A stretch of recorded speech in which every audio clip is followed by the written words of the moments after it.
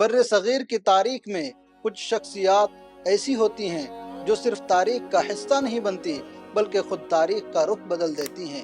وہ محض افراد نہیں ہوتی بلکہ ایک تحریک، ایک سوچ اور ایک انقلاب کی صورت اختیار کر لیتی ہے۔ ایسی ہی ایک غیر معمولی شخصیت سر سید احمد خان کی تھی۔ آداب ناظرین، میں ہوں آپ کا میزبان عمر فاروق اور آپ دیکھ رہے ہیں MCJ مانو کے ڈیجیٹل پلیٹ فارم میں خصوصی پروگرام داستان صحافی۔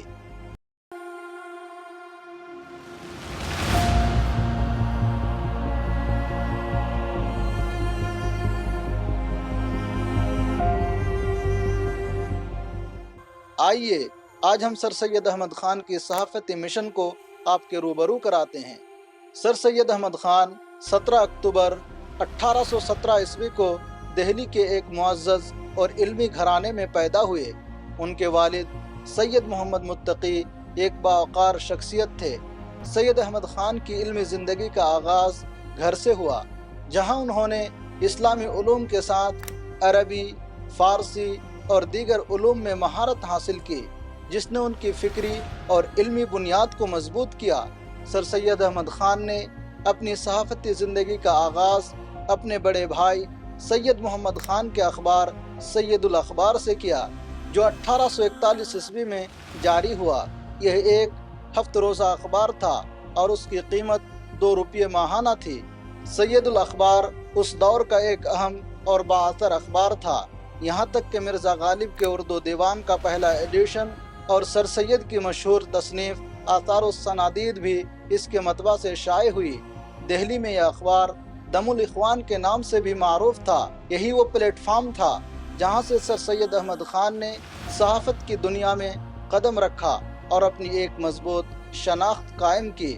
اس اخبار میں عوامی مسائل، روزمرہ زندگی کے امور، وکیلوں کے معاملات اور تاریخی موضوعات پر مضامین شائع ہوتے تھے، جس سے اس کی اہمیت اور افادیت واضح ہوتی ہے، جس کے ذریعے سر سید احمد خان نے اردو صحافت کو ایک نیا رخ دیتے ہوئے اسے اصلاح قوم کا ایک مؤثر ذریعہ بنا دیا۔ اس دور میں انہوں نے صحافت کو ایک مضبوط مشن کی شکل دی۔ 1857 کی بغاوت کے بعد مسلمانوں پر سنگین الزامات عائد کیے جا رہے تھے اور وہ شدید پسماندگی کا شکار تھے۔ ایسے نازک حالات میں سر سید نے بے باکی کے ساتھ اسباب بغاوت ہند تحریر کیا، جس میں انہوں نے واضح کیا کہ مسلمان اس بغاوت کے ذمہ دار نہیں تھے، بلکہ اس کی اصل وجوہات حکومتی غلط پالیسیاں، عوام کی غلط فہمیاں اور انتظامی کمزوریاں تھیں۔ انہوں نے یہ رسالہ انگلینڈ اور حکومت ہند کو بھیجا، جو ان کی جرأت، بصیرت اور حق گوئی کا نمایاں ثبوت ہے۔ ان کا ماننا تھا کہ نئے خیالات اور اعلیٰ تعلیم کے ذریعے ہی توہم پرستی اور جہالت کے اندھیروں سے نکلا جا سکتا ہے۔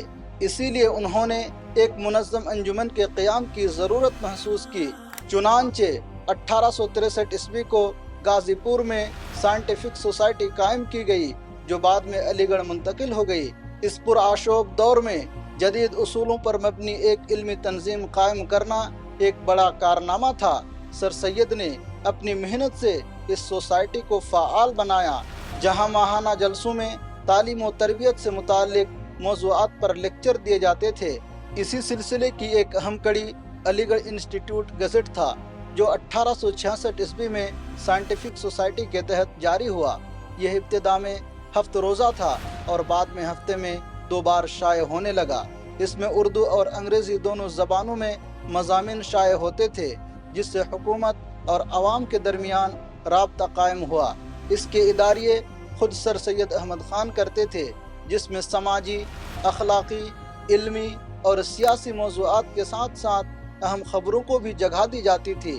اس طرح اس اخبار نے اردو صحافت میں ایک نیا تعمیری اور بامقصد رخ متعین کیا۔ سر سید احمد خان کی صحافتی خدمات میں سب سے نمایاں اور مؤثر کارنامہ ان کا مشہور رسالہ تہذیب الاخلاق ہے، جسے انہوں نے 1870 عیسوی میں لندن سے واپسی کے بعد جاری کیا۔ یہ رسالہ محض ایک اشاعت نہیں بلکہ ایک ہماگیر فکری انقلاب تھا، جن کا مقصد مسلمانوں کی سماجی اصلاح، اخلاقی تربیت اور انہیں جدید تہذیب و تمدن سے روشناس کرانا تھا۔ उस दौर में मुसलमान जवाल, पसमानदगी और फिक्री जुमूद का शिकार थे और उन्हें एक ऐसी रहनुमाई की ज़रूरत थी जो उन्हें नई सोच और नए रास्ते दिखा सके। तहज़ीबुल अखलाक ने इसी ज़रूरत को पूरा किया। सर सैयद ने उसके ज़रिए मुसलमानों को तालीम की अहमियत का एहसास दिलाया, उनमें खुद एतमादी पैदा की और उन्हें बदलते हुए ज़माने के तकाज़ों से हम आहंग होने की तरगीब दी। उनके मज़ामीन सादा, मुदल्लल और हकीकत पसंदाना होते थे जो कारी के जहन पर गहरा असर छोड़ते थे। यह रिसाला न सिर्फ उर्दू ज़बान के फ़रोग़ का सबब बना बल्कि उसने मुसलमानों की फ़िक्री नज़र में भी एक नई बेदारी पैदा की। यूँ तहज़ीबुल अखलाक सर सैयद अहमद ख़ान की सहाफ़त का एक दरख्शां बाब साबित हुआ, जिसने कौम की ज़हनी और मुआशराती तश्कील में अहम किरदार अदा किया। इसी फ़िक्री और इस्लाही मिशन को आगे बढ़ाते हुए सर सैयद अहमद ख़ान ने तालीम के मैदान में भी अजीम कारनामा अंजाम दिया। उन्होंने 1875 ईस्वी में मुहम्मदन एंग्लो ओरिएंटल कॉलेज कायम किया, जो बाद में अलीगढ़ मुस्लिम यूनिवर्सिटी की सूरत इख्तियार कर गया। उनका मकसद था कि मुसलमान जदीद तालीम से आरास्ता होकर ज़माने के साथ कदम से कदम मिला सकें। नाज़रीन, सर सैयद अहमद ख़ान को अपनी इस इस्लाही तहरीक में शदीद मुखालफत का सामना भी करना पड़ा। बहुत से लोगों ने उनके ख़यालात को कबूल नहीं किया, मगर वो साबित कदम रहे और अपनी कौम की तरक्की के लिए मुसलसल जद्दोजहद करते रहे। यही उनकी अज़मत की सबसे बड़ी दलील है। अगर हम सर सैयद अहमद ख़ान की सहाफ़ती खिदमात का खुलासा पेश करें तो यह बात वाज़ेह हो जाती है कि उन्होंने उर्दू सहाफ़त को एक नया रुख दिया। उन्होंने सहाफ़त को महज ख़बर रसानी तक महदूद नहीं रखा, बल्कि उसे एक बामकसद तामीरी और इस्लाही मिशन बना दिया। उनकी तहरीरों ने उर्दू ज़बान को सादगी, वज़ाहत और असर अंगेज़ अता की, जिसके नतीजे में उर्दू सहाफ़त एक मजबूत और संजीदा ज़रिया इज़हार बनकर सामने आई।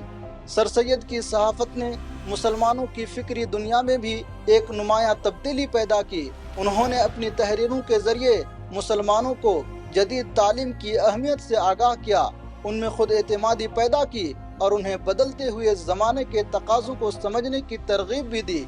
उनकी कोशिशों ने मुसलमानों को जहालत और पसमानदगी के अंधेरों से निकाल कर इल्म, शऊर और तरक्की की राह पर गामज़न किया। दर हकीकत सर सैयद अहमद ख़ान की सहाफ़त ने न सिर्फ उर्दू सहाफ़त को नई जहत दी, बल्कि मुसलमानों की तालीमी, समाजी और फ़िक्री ज़िंदगी को भी एक नई सिमत अता की।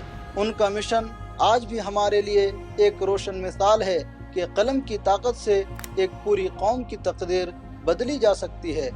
नाज़रीन, ये थी सर सैयद अहमद ख़ान की सहाफ़ती ज़िंदगी की कहानी उमर फ़ारूक की ज़बानी। अगले किस्त में फिर मिलेंगे एक और नई रोशनी के साथ। तब तक के लिए इजाज़त दीजिए। खुदा हाफिज़।